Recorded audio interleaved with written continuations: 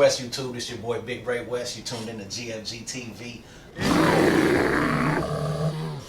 Yeah, this is Smoov Jilla, Smoov G, aka the General, and we rocking with GFG TV, my boys, West. There we go. Alright, we're sitting here chilling with Smoov G. We appreciate you stopping in, Smoov. We're gonna pick your brain a little bit today. We're gonna just kind of jump right into it. You know, what really first got you into music, Smoov? Well, what got me into music first, as a young boy, I was watching my grandmother play blues and jazz, and that music influenced me to get into music more. And then I started doing poetry, writing more, and then I grew up in the era of hip hop, and so the first time I seen hip hop, I was sold. So that's what got me into it. The influence of my grandmother, and also loving hip hop the first time I seen it. When I seen KRS-One, and I seen Big Daddy Kane and Rakim, I knew that there was no other music I can go back to. That was it. That's what influenced me. Yeah. Tell us about Trezpass. Trezpass is the first group that we started off with.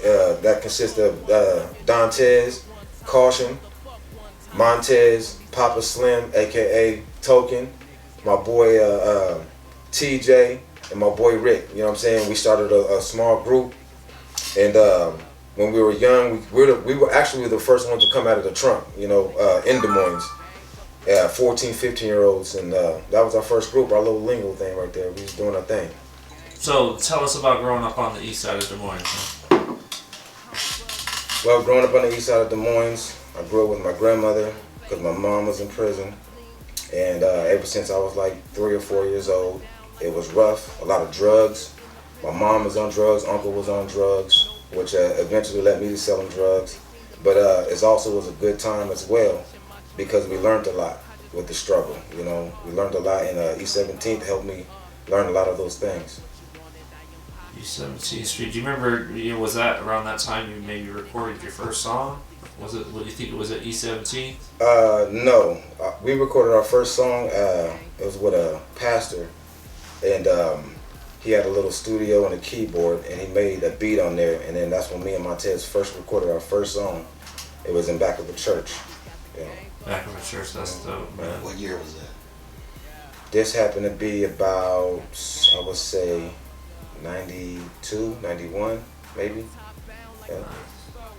So, from there to now, tell us about like Smoov Criminal. How did that start up, and what artists you guys currently working with? Who's on the roster?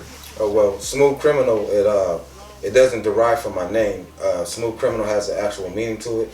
It's really somebody who's doing the right thing, taking care of what you got to take care of, and somebody who does things so great that it seems criminal. And that's what a Smoov Criminal is. Somebody who does it well, so well that it seems like it's criminal. And so I named it that, and it went well for our style of music. And the people that consist of Smoov Criminal is we had Flea, Montez, like I said, Papa Slim. We had G, D Still, my brother Sean Wayne, and we had my boy TG, and that's pretty much the solid members right there. Yeah. Nice. So tell us a little bit about the Roundtable series. Once again, the Roundtable series is more like all of us putting our heads together. So it's like bosses sitting at one table, and we put all of our ideas together, and those ideas come out as music, and that's a Roundtable. Now I'm actually working on Roundtable 4. We're on the 4th edition of it. Yeah. Nice. What was your favorite one out of all of those? My favorite one is Roundtable 3, the last one I dropped. That was my favorite one, Roundtable 3.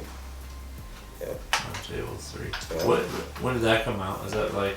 Roundtable 3 came out 2 years ago. 2 years ago? Yeah. So make sure you guys, be on the lookout, check that out. I'm sure Yeah. Smoov will share that around Definitely. on his page too. Yeah, You guys can go check all that stuff out. And we'll try to flash some stuff up here and show you guys a little bit about what he's talking about, and we'll get some pictures. What do you feel is the best song you've personally released? The best song I've released, I would have to say Look in the Mirror. It was an experience that I went through when I was in prison, and it's like a storyline. If you hear that, you'll understand what I'm talking about. So yeah, it's called Look in the Mirror, featuring a guy named Byron Muhammad. Byron Muhammad. Yeah. Again, We'll play that in there. We'll try to dig up some of that stuff so we could reference that stuff Definitely. for everybody. How many albums have you released? Personally, or just from the whole crew? I would say, let's kind of speak about you, and then let's maybe dive into a little bit more about Smoov Criminal, because obviously that's a definite crowning achievement for to get that many smart minds Right. in Right, thinking definitely. alike like that. Myself personally, I've released 8 albums personally, and as far as our crew, we got 20 albums. My first album, National Smoke Day, that's my jewel, that's my classic right there. And then we're ending it with Pay Homage, that's my last one, Pay Homage 3. But yeah, we got so many, man. It's kind of hard to think them up, but I got 8. The whole crew got about 20. Yeah. That's respect right there, man. That's a lot of work. That's a lot of work right Definitely. there.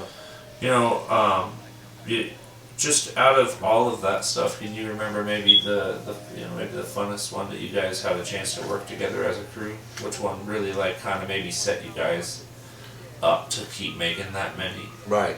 Well, we had a camaraderie out the gate. We had young guys all the way up to guys my age, as far as Smoov Criminal, and then the electricity just worked. It just went together. As soon as we went to the studio, we thought of shit instantly. Whether it be Flea with the beat and he'll think of a hook, or Montez he'll think of something, but it just went together, and then the music just meshed. You know what I'm saying? And then that was the birth of Smoov Criminal. And 5 people locally that you think people should put their ear to. Number 1, I would say Trip. 2, I would say Flea the Kid. 3, definitely my boy West. 4, my brother Sean Wayne. 5, Bobby Vela. You know what I'm saying? Yeah, those are my 5 right there. I love fire. Yeah. For sure. What hip hop album do you feel everyone should hear? Let's start with locally. Locally? Let's move up to maybe something somebody's not heard nationwide.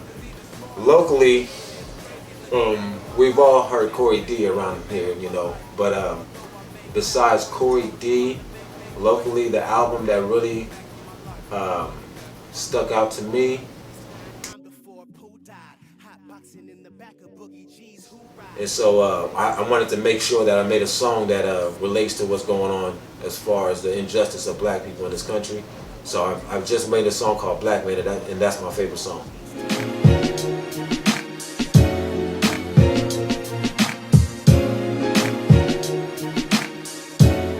West YouTube, this your boy Big Ray West. You tuned in to GFG TV.